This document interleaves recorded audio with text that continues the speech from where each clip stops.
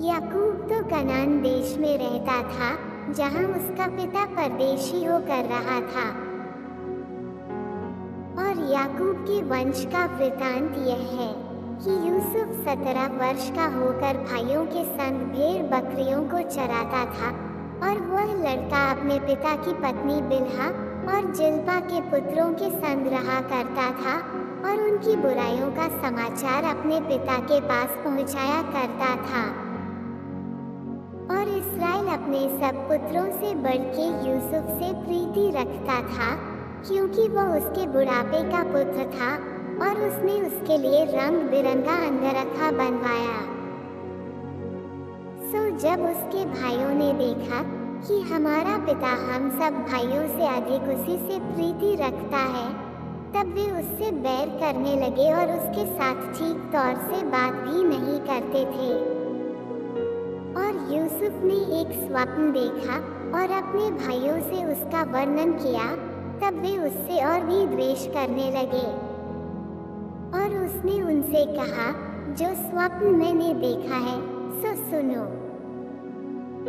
हम लोग खेत में पूले बांध रहे हैं, और क्या देखता हूँ कि मेरा पूला उठकर सीधा खड़ा हो गया। तब तुम्हारे पूलों ने मेरे पूले को चारों तरफ से घेर लिया और उसे दंडवत किया। तब उसके भाइयों ने उससे कहा, क्या सचमुच तू हमारे ऊपर राज्य करेगा? वह सचमुच तू हम पर प्रभुता करेगा। सो वे उसके स्वप्नों और उसकी बातों के कारण उससे और भी अधिक बैर करने लगे।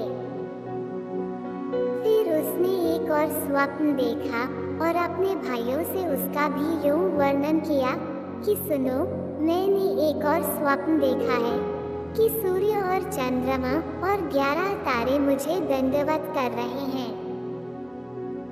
ये स्वप्न उसने अपने पिता और भाइयों से वर्णन किया। तब उसके पिता ने उसको दपट के कहा, ये कैसा स्वप्न है जो तूने देखा है? क्या सचमुच मैं और तेरी माता और तेरे भाई सब जाकर तेरे आगे भूमि पर गिर के दंडवत करेंगे? उसके भाई तो उससे डाह करते थे, पर उसके पिता ने उसके उस वचन को स्मरण रखा। और उसके भाई अपने पिता की भेड़ बकरियों को चराने के लिए शकेम को गए। तब इस्राएल ने यूसुफ से कहा, तेरे भाई तो शकेम ही में भेड़ बकरी चरा रहे होंगे, सो जा, मैं तुझे उनके पास भेजता हूँ। उसने उससे कहा, जो आज्ञा में हाजिर हूँ। उसने उससे कहा, जा, अपने भाइयों और भेड़ बकरियों का हाल देखा कि वे कुशल से तो हैं, फिर मेरे पास समाचार ले आ। सो उसने उसको हेब्रोन की तराई में विदा कर दिया और वह शकेम में आया। और किसी मनुष्य ने उसको मैदान में इधर उधर भटकते हुए पाकर उससे पूछा, तू क्या ढूंढता है? उसने कहा, मैं तो अपने भाइयों को ढूंढता हूँ, कृपा कर मुझे बता कि वे भेड़ बकरियों को कहाँ चरा रहे हैं। उस मनुष्य ने कहा, वे तो यहाँ से चले गए हैं, और मैंने उनको ये कहते सुना कि आओ हम दोतान को चलें।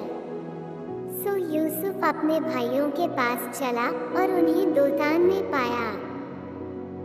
और ज्यों ही उन्होंने उसे दूर से आते देखा, तो उसके निकट आने के पहले ही उसे मार डालने की युक्ति की। और वे आपस में कहने लगे, देखो, वह स्वप्न देखने हारा आ रहा है। सो आओ, हम उसको घात करके किसी गड्ढे में डाल दें, और यह कह देंगे कि कोई दुष्ट पशु उसको खा गया। फिर हम देखेंगे कि उसके स्वप्नों का क्या फल होगा। ये सुनके रूबेन ने उसको उनके हाथ से बचाने की मनसा से कहा, हम उसको प्राण से तो न मारें। फिर रूबेन ने उनसे कहा, लोहू मत बहाओ, उसको जंगल के इस गड्ढे में डाल दो और उस पर हाथ मत उठाओ।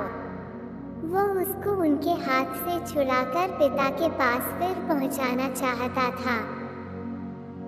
सो ऐसा हुआ कि जब यूसुफ अपने भाइयों के पास पहुंचा तब उन्होंने उसका रंग बिरंगा अंगरखा जिसे वह पहने हुए था उतार लिया और यूसुफ को उठाकर गड्ढे में डाल दिया। वह गड्ढा तो सूखा था और उसमें कुछ जल न था।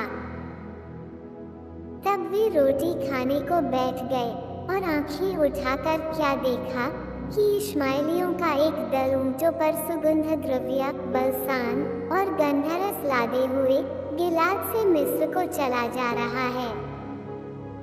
तब यहूदा ने अपने भाइयों से कहा, अपने भाई को घात करने और उसका खून छिपाने से क्या लाभ होगा?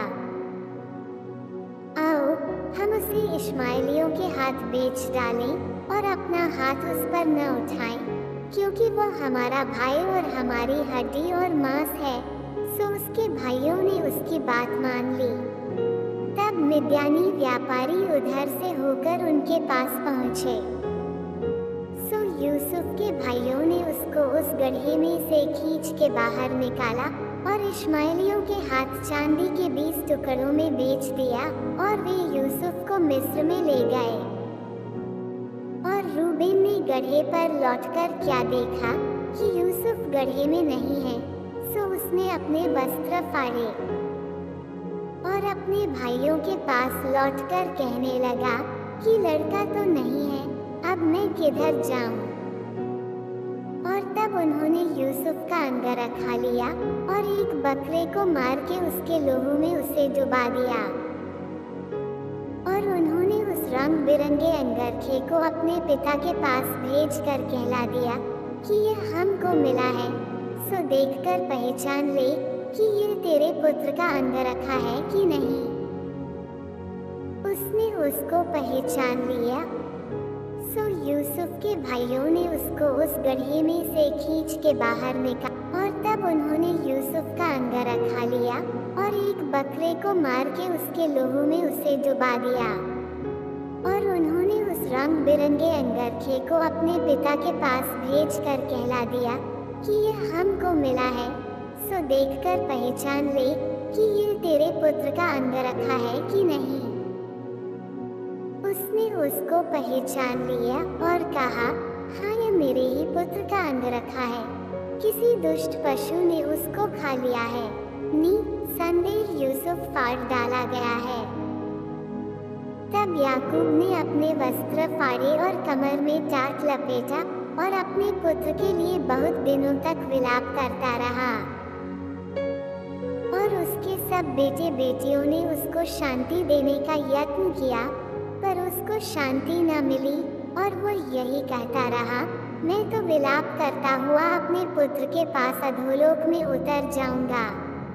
इस प्रकार उसका पिता उसके लिए रोता ही रहा।